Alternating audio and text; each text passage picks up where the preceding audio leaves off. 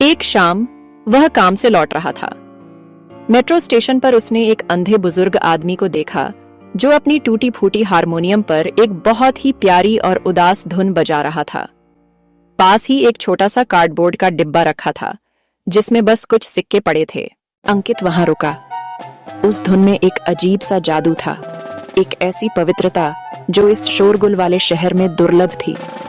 जब बुजुर्ग ने धुन खत्म की तो अंकित ने बिना कुछ सोचे अपने जैकेट की जेब टटोली।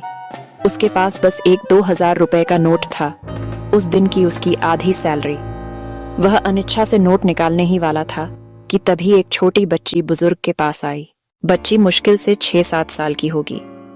उसने कोई पैसा नहीं दिया, बल्कि उसने बुजुर्ग के हाथ में रखे हारमोनियम को छुआ और धीरे से पूछा, दादाजी, क्या आप मेरी गुड़िया के लिए कोई खुशी वाली धुन बजा सकते हैं? वह आज बहुत रो रही है।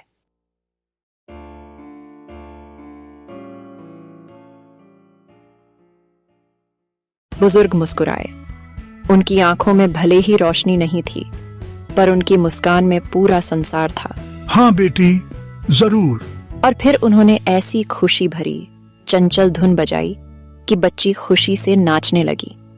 अंकित को लगा जैसे बरसों बाद उसके अंदर का रुका हुआ संगीत बह निकला हो।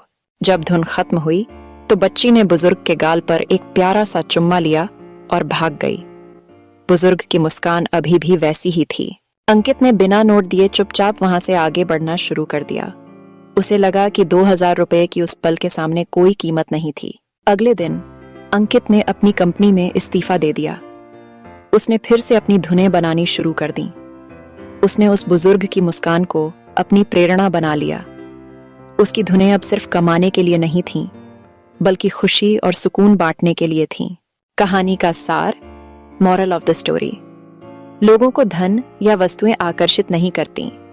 उन्हें सच्ची भावना, मासूमियत और सादगी से पैदा हुई खुशी आकर्षित करती है।